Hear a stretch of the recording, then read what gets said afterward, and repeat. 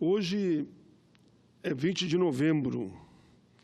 Lembra o Zumbi dos Palmares, lembra o Dia da Consciência Negra.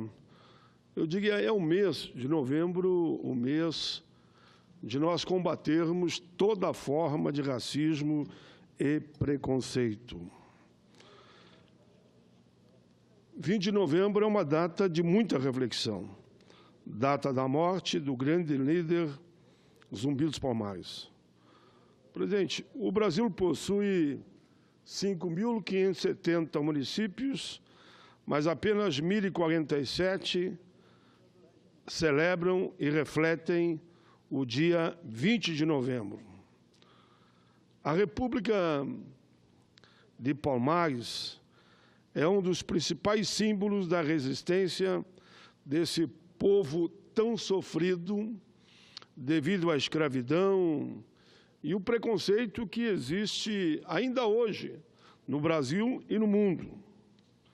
Mas, enfim, Palmares, localizada na Serra da Barriga, no município de União dos Palmares, o Quilombo dos Palmares acolhia brancos, negros, índios, homens, mulheres, crianças, idosos, pessoas com deficiência, todos combatendo a escravidão.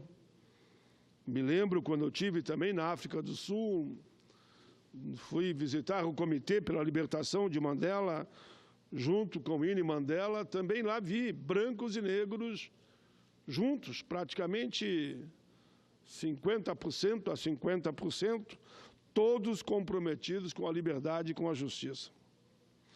O Quilombo dos Palmares destacou-se por sua organização e era um movimento, que eu diria, ecumênico até, e onde estavam ali todas as raças. Em 1971, eu lembro com satisfação, a ativista de um grupo que envolvia negros e brancos do Rio Grande do Sul, constataram a data da execução de Zumbi e iniciaram, então, uma série de comemorações anuais, levando-a como a data da principal referência no combate a todo tipo de preconceito e, principalmente, claro, do povo negro. Em 2007, foi implantado no alto da Serra da Barriga, no município, então, de União dos Palmares, o Parque Memorial Quilombo dos Palmares. O local recria o ambiente da República dos Palmares, maior e mais organizado refúgio daqueles que lutaram, tombaram, sofreram, o mais alto refúgio de toda a América contra a escravidão.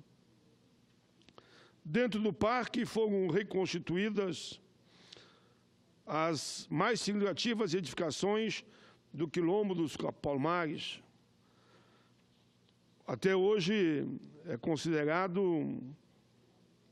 um centro não só de turismo, mas de cultura e de formação para todos aqueles que querem conhecer o que foi quase 400 anos de escravidão. O Brasil possui apenas 517 anos, e 400 foi o sistema escravocrata. Muitos avanços foram conquistados pela população negra e brancos comprometidos.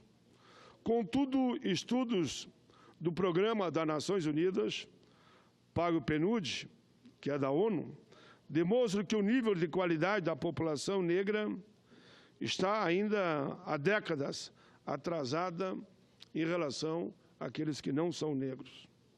Mas, como disse um apresentador de televisão, enfim, isso é coisa de preto. Mas vamos de novo ao documento. Desenvolvimento humano para além das médias.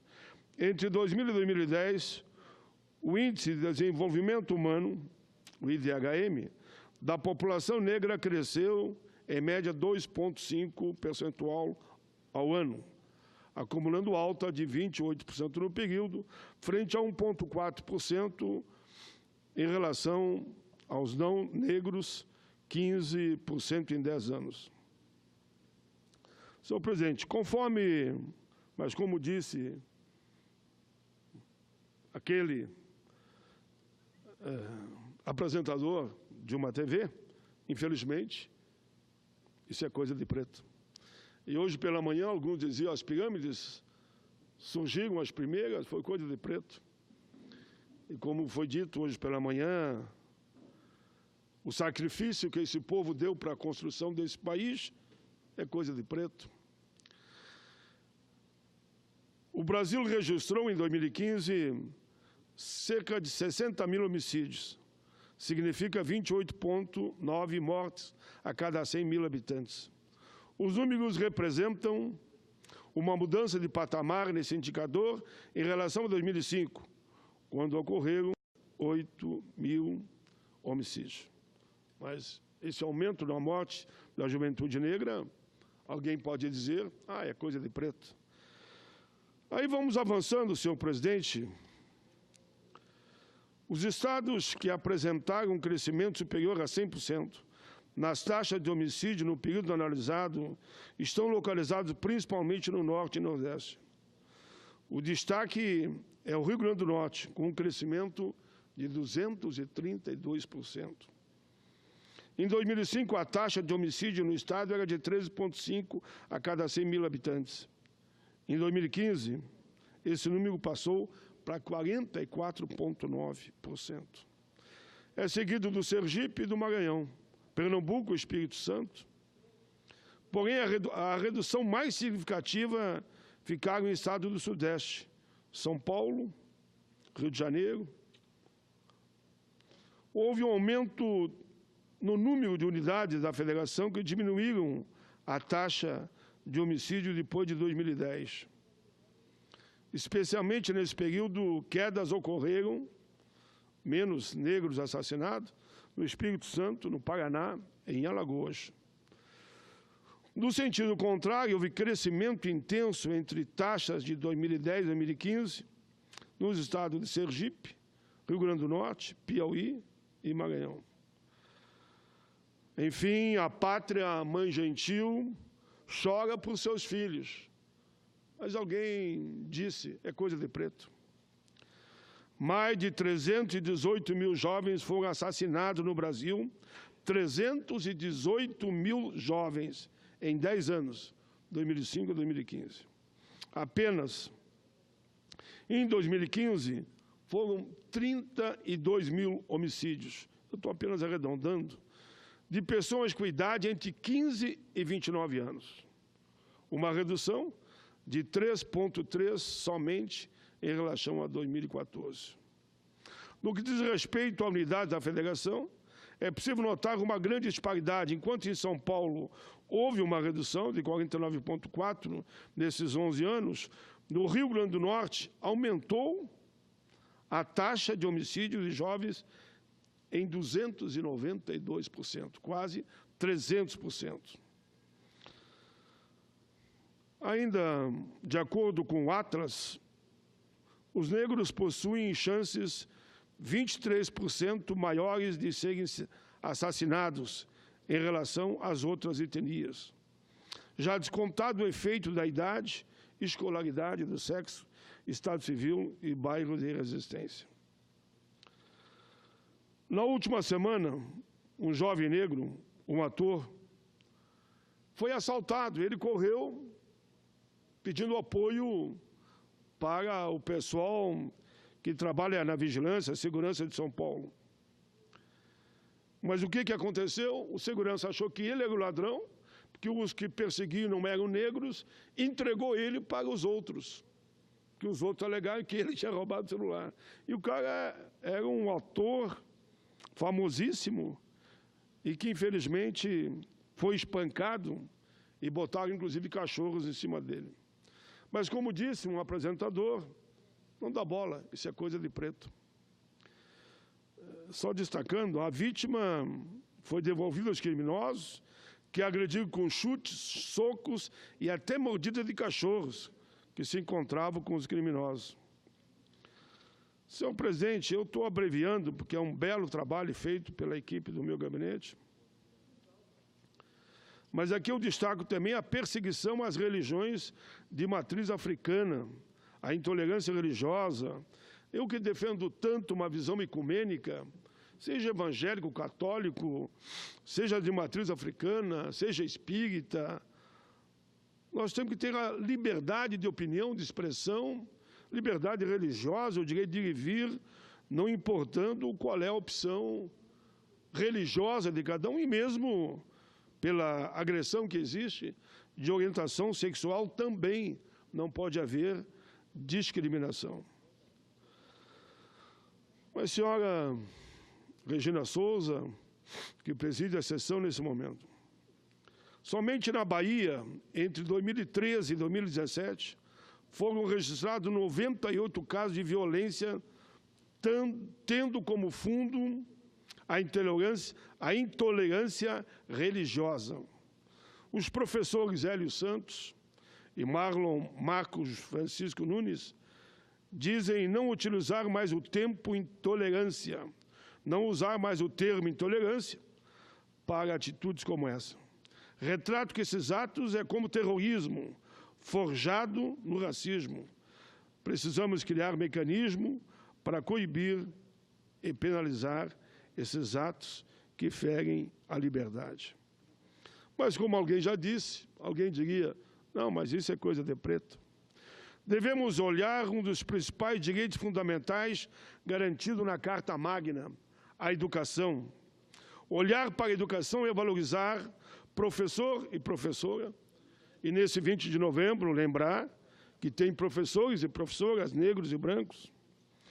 Olhar a sociedade, os alunos, investir em políticas públicas, priorizar no orçamento federal, estadual e municipal ações, programas com objetivos educacionais. Não adianta pensarmos em mudar o Brasil, senão ainda existem crianças sentadas no chão para estudar, e como foi o caso aqui de Brasília, desmaiando de fome na sala de aula. Quero falar ainda da Lei número 10.639, que estabelece a diretriz e base da educação nacional para incluir no currículo um debate de toda a formação do povo brasileiro, não negando a história de ninguém, do italiano, do alemão, do polaco, do japonês, do africano, do índio. Por que não contar na sala de aula a verdadeira história da formação desse povo lindo que é o povo brasileiro? A lei é maravilhosa, senhora presidente, pois trata apenas disso, de contar a verdade dos fatos dos nossos antepassados. Me lembro quando, na sala de aula, os coleguinhas diziam, não, meus avôs vieram da Itália, outro dizia, vieram da Alemanha, outro dizia, vieram do Japão, e eu, com a maior tranquilidade, dizia, os meus antepassados vieram da África. Porque a criança, ela não é racista. Como disse Nelson Mandela um dia, né? Como é bonito, como é gostoso, prazeroso você ensinar uma criança a amar a outra, e como é ignorante, como é truculento, como é perverso querer que uma criança odeie a outra pela cor da pele. Senhora presidenta, nós temos que investir cada vez mais na educação. Precisamos do esforço de todos, brancos, negros, índios, independente da idade, se a mulher é homem, adolescente ou criança. Nós temos que combater todo tipo de preconceito, seja de raça, de sexo, de cor, idade, enfim, qualquer forma de discriminação. Para mim, novembro é isso. É um mês de combater todos os preconceitos. E eu falava antes aqui, o preconceito religioso. Todos têm direito a ter a sua religião. Eu falava aqui da orientação sexual, que respeite a orientação sexual de cada um. Mas lembro aqui um município do meu Rio Grande do Sul. Senhora Presidenta, eu tenho orgulho de dizer, às vezes falam, não, o povo do Sul é o mais preconceituoso. Eu estou há 32 anos no parlamento. Fui 4 vezes o deputado federal mais votado, 2 vezes senador. E aqui quantos temos senadores? Negros e negras. Talvez eu e Vossa Excelência, senadora. Talvez eu e Vossa Excelência. Mas nem por isso eu deixo de agradecer ao povo gaúcho. Porque estive lá agora, nesses 15 dias, passei por mais de 20 cidades, falando sobre reforma trabalhista, reforma previdenciária, falando sobre o congelamento dos investimentos no país por os últimos 20 anos, como está proposto e foi aprovado, né? Falando da importância das eleições de 2018. E fiquei muito triste mesmo, confesso, quando eu via numa TV aquele comentário de que uma buzina tocando na rua era coisa de preto, mas já falei aqui sobre isso. No Senado Federal, o número mais preciso, com 81 senadores, apenas 4, em toda a história deste parlamento, assumiram a sua história, a sua vida e a cor da sua pele. Nós temos que trabalhar muito para que a gente esteja aqui com negro, com branco, com índios, com um número maior de mulheres. É inegável o preconceito contra as mulheres. Eu acredito que as cadeiras do Congresso Nacional estarão muito mais floridas, com mais mulheres aqui presentes.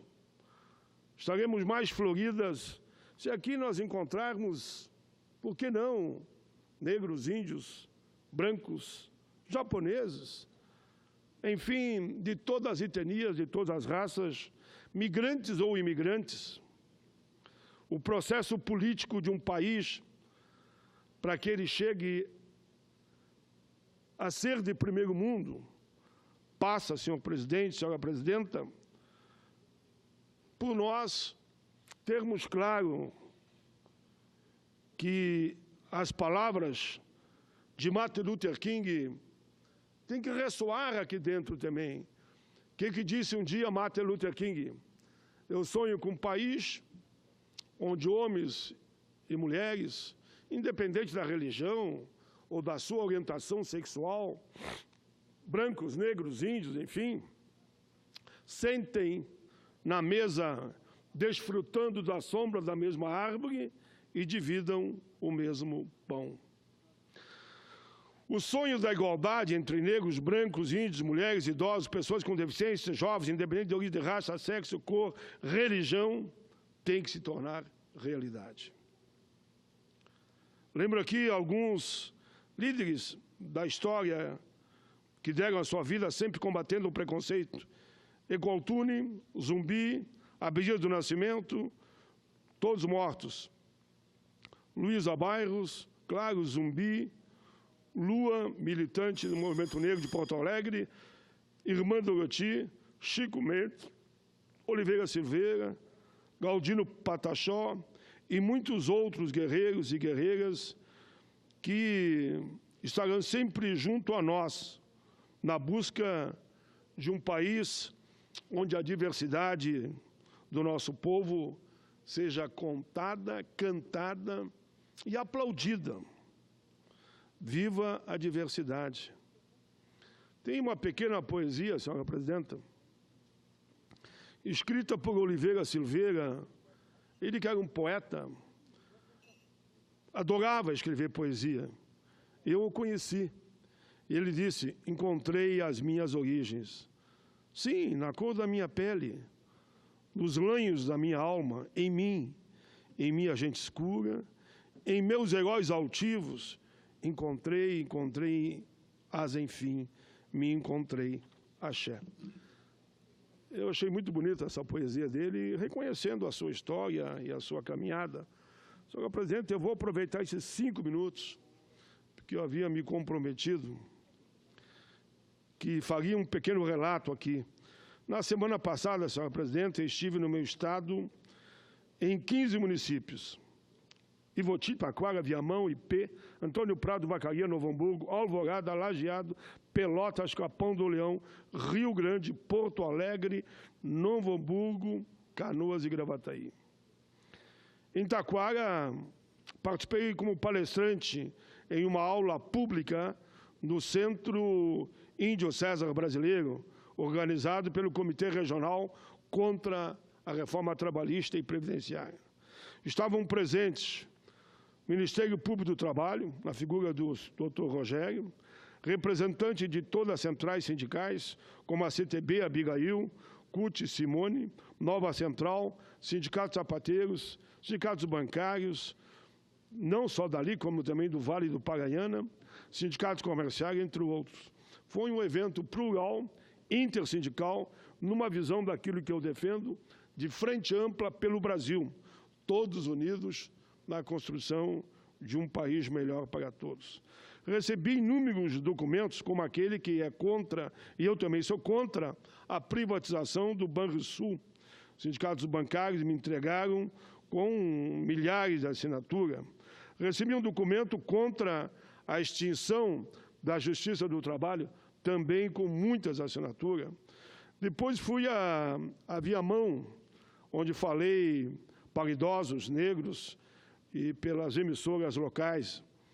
Na sexta-feira, ainda em Viamão, participei da Festa das Maiorias, evento alusivo aos idosos, negros, mulheres e deficientes. Aí participei também em estrada, Rádio Santa Cecília e Rádio Velha Capital, e com a Feta Pegos eu fui pelas estradas. Foi um papo muito interessante, o PCdoB estava presente, o seu deputado federal Assis Melo, a Feta Pegos, José Pedro, presidente, e aí fomos conversando. Conversei também na Serra Gaúcha, em Ipê, Antônio Prado e Vacaria, como eu falava aqui, onde em cada lugar fui recebido com muito carinho. Em Antônio Prado, almocei na Fena Massa, um dos mais importantes eventos daquela região. Em Ipê, capital nacional da agroecologia, a convite da jovem vereadora Gislaine Zilioto, que reuniu dezenas e dezenas de pessoas para debater previdência e também a questão trabalhista. Em Vacaria, na Câmara de Vereadores, também um grande debate, ali presente também a Frente Brasil Popular, Povo Sem Medo, diversos partidos. Foi um grande evento liderado, presidido por um vereador do PTB, o Marcos Lima. Teve também o deputado federal Henrique Fontana, o ex-prefeito da cidade, Eloy. De Vacaria, Pelotas, Taquara, Alvorada, Rio Grande, foram tantas cidades que eu tinha que agradecer aqui o carinho, como fomos tratados. O que eu mais ouvi foi, não mude, continue assim, coragem, resista, nós estamos com você. Tive nos institutos federais também, fazendo palestra para professores e alunos, por exemplo, o IFE Sul Rio Grandense, Campus Avançado de Novo Hamburgo. Ali fizemos um belo debate sobre o que está acontecendo na educação, no ensino técnico. Fui a Lajeado, o Sindicato dos Trabalhadores de toda a região, acompanhado de Dionilson Marcon, Elvino Bongás. Lá tratamos do mundo do trabalho e da previdência. Passei em seguida pela região sul, realizei roteiro de atividades na cidade de Pelotas, Rio Grande, Capão do Leão. Fui nas universidades, fui na porta de fábrica, acompanhado por o deputado Zé Nunes, Miguel Marrone, prefeito Alexandre de Maier, prefeito de Capão do Leão, o Mauro Nolasco, e o presidente da CUT, Claudir Nespolo, e o ex-prefeito de Pelotas, Fernando Marrone. Participei ainda em Pelotas, senhor presidente, da Feira do Livro, onde eu lanço o livro todo ano, e esse ano lancei o livro Dragão Debaixo da Cama, que é, na verdade, a reforma da Previdência e Trabalhista. Foi muito saboroso, muito gostoso estar na Princesa do Sul, onde mais de 300 livros foram autografados. Recebi um documento do PIBID, naquela tarde, por mais de 300 jovens que não admitem a retirada dos recursos para que os estudantes possam amanhã ou depois ser professor. Foi um evento que fotografei, filmei e vou passar no evento que vamos ter aqui. Além disso tudo, senhora presidente, eu quero terminar agora. Na cidade do Rio Grande, tivemos um belo debate sobre esse mesmo tema, também na universidade, como em Pelotas. Eu poderia só dizer no final que, de todo esse roteiro, eu fiquei convencido. Não há condição desse governo achar que vai passar ainda aqui a reforma da Previdência. Não tem condição de passar. Há uma revolta enorme. As pessoas engolindo a trabalhista, mas sabendo que ela não vai ser aplicada. Os empresários de todas as cidades que eu passei e que conversaram comigo, tive também em São Leopoldo, vejo aqui o prefeito Olivanazzi, vereador Ana Afonso, todos dizem, essa reforma não pega, não tem como, é uma lei que não vai pegar. Os acordos que os sindicatos estão fazendo é tudo pela lei normal, que é a CLT, e não pela confusão desta dita reforma. E a da Previdência, só se rasgarem o regimento, só se rasgarem a Constituição. Eles não têm 10 dias úteis. Não tem 10 dias úteis.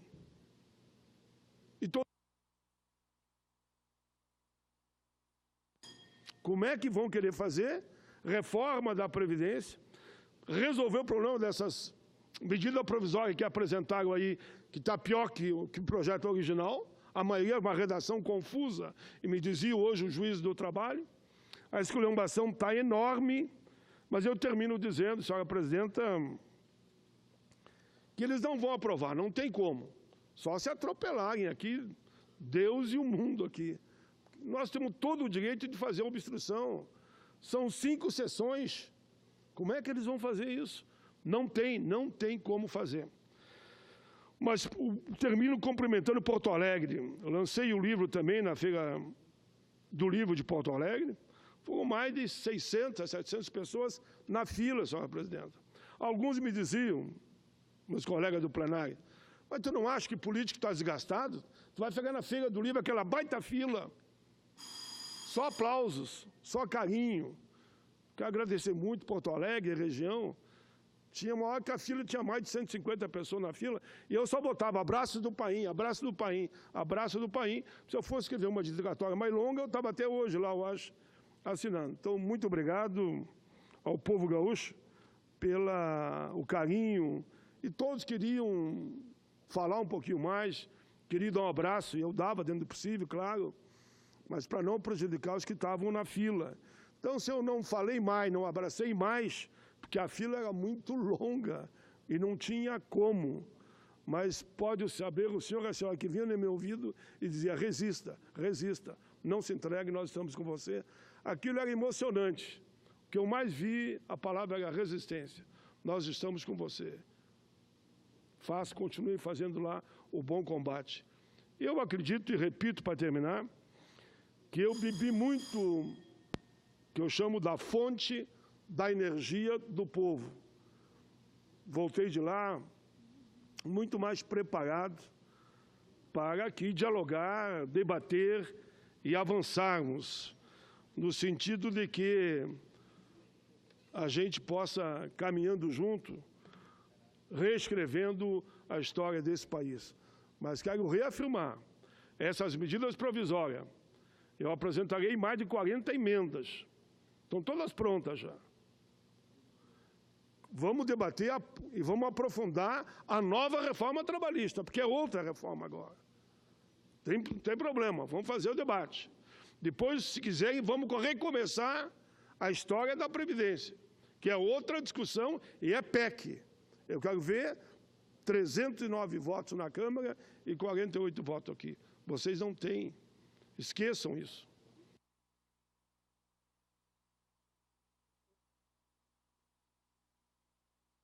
fechar com o presidente eleito em 2018, faça o ajuste que a CPI pediu, que é de gestão somente. É trilhões de dinheiro que foi desviado. Mas vamos ficar só com os dados da Anfip. É bilhões, então. Se pegar a média da Constituinte para cá, com certeza vai dar mais que 70 bilhões de superávit. Não adianta querer pegar só o último aninho agora, esse ano que vocês assumiram. Aí não adianta, não tem graça. Vamos pegar a média. Onde é que foi pagar esses bilhões e bilhões? Onde é que foi pagar os 30 bilhões todo ano de apropriação indébita? Dos refis aqui, que são centenas de bilhões que sumiram, onde foi pagar? Obrigado, senhora presidenta. Peço que considerem na íntegra os meus pronunciamentos.